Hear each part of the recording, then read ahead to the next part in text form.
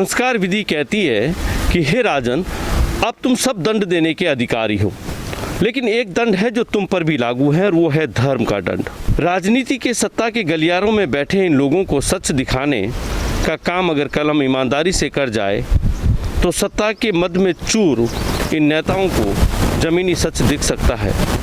दुष्यंत ने कहा था कि तुम्हारे पाँव के नीचे जमीन नहीं, गजब तो ये है कि तुम्हें यकीन नहीं। नेताजी, जनता जो सच बोलेगी हम वो आपको दिखाएंगे। सच सुनने की ताकत आप में होनी चाहिए। मेरी इस पूरी थार यात्रा में, इस आपदा के दौर में आप जो चुनिंदा नेता हैं वो इन जनता के बीच कितने रहे, कितने आप इनके काम आए इस आपदा में, ये जनता बोलेगी, आप सुनेंगे और वो सच मैं आपको दिखाऊंगा। नमस्कार, मैं हूं निखिल और आप देख रहे हैं थार यात्रा। ये बायतू विधानसभा का एक पाटोदी गांव है। इस वक्त हम यहाँ पहुँचे हैं। दुकान है, दुकान तो बंद है, लेकिन कुछ लोग हैं जो यहाँ चाय पी रहे हैं। पूछ लेते हैं इनसे भी कि क्या हाल है। मास्क वगैरह लगाते हो? हाँ, ठीक है। तो कैसे आपके गांव में स्वास्थ्य व्यवस्था वगैरह हॉस्पिटल? अच्छी व्यवस्था है।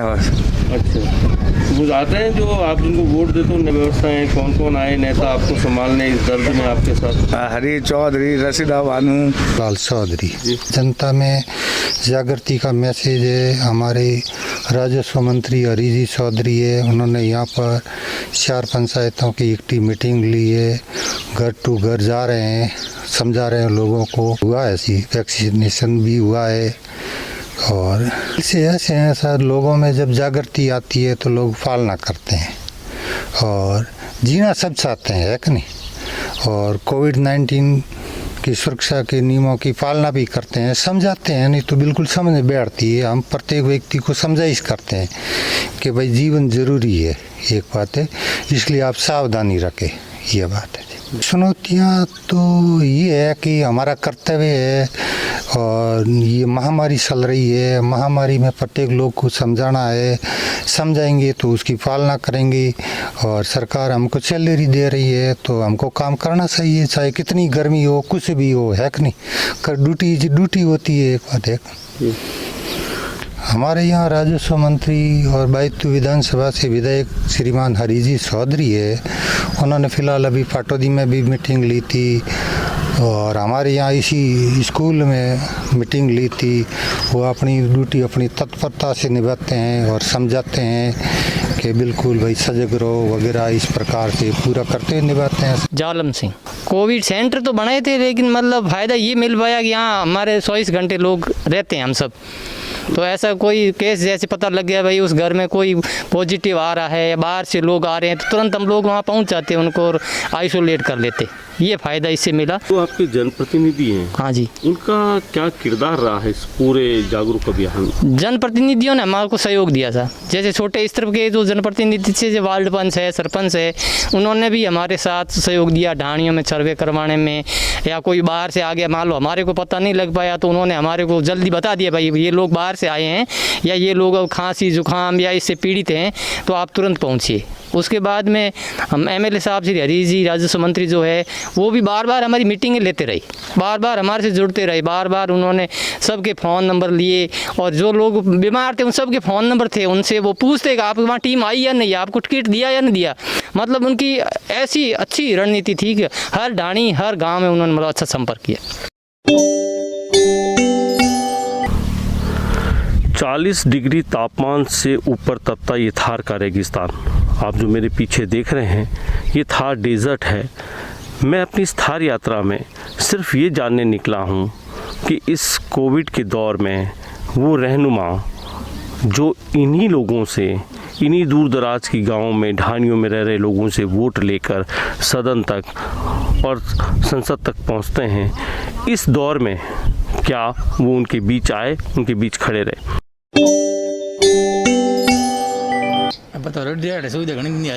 नशा पता मंत्री ने जाके कर रही है, नशा पता हमें सब मेरे नशा पता मेरे कोई भैया क्या हरी जी का मीटिंग कर रही करे, हरी जी मना क्यों ब्याह कम करिए, भीड़ कम गई, कोई ब्याह में मंत्री 2 अटेंड नहीं हुए हमके।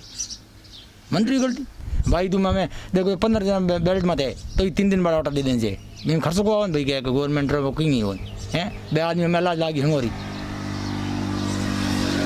भाई तो मंत्री भी जी सेवा खूब दी भाई आनी के नहीं दी नहीं कह सको हमें के आया कौन मैं हमारी होटल में पहुँच पा रहा है यार तो भाई के समस्या है के नहीं है 2 घंटा रुकना आ जाए मंत्री भाई मार जाए 2 घंटा रुके जन घनी जगह है रुकना ये भी तो है सुप पकड़ ली लोग ढोनियों में रह गया है तो बस गया है और अब खाने पीने धोन नहीं है बस मंत्री और अनुभव कोई समस्या कोई दोस्त की नहीं कोई मंत्री मत दो बड़ी सरकार मत दो अनुभव जी करो ना काल में आया को एक दिन ही पहला हमें वोटो राजनीति में आवाज ना आवे आ बात है कुछ नहीं है राजनीति के और कहीं मंत्री और भाई तुम नहीं होता बाढ़ जिले में घूमता नहीं घनी क्यों के करे कुछ नहीं है राजनीति डाले और कुछ नहीं पर सेवा मंत्री दे बोंगे लकड़ खाते गए यूँ कर दियो पूरे में घूम घर घर मतलब कोई कहीं सुविधा घनी लगी बेल्ट घनी लगे सब घनी की अब लोग कहते हैं ऐसे दौड़े जगह मन बस आखिर में ओढ़ पोया करे सेवा फुल देनी क्या घर घर के अंदर बड़ी मंत्री घर घर मतलब दौड़े आदमी के भी नहीं दौड़े 2 ही घंटे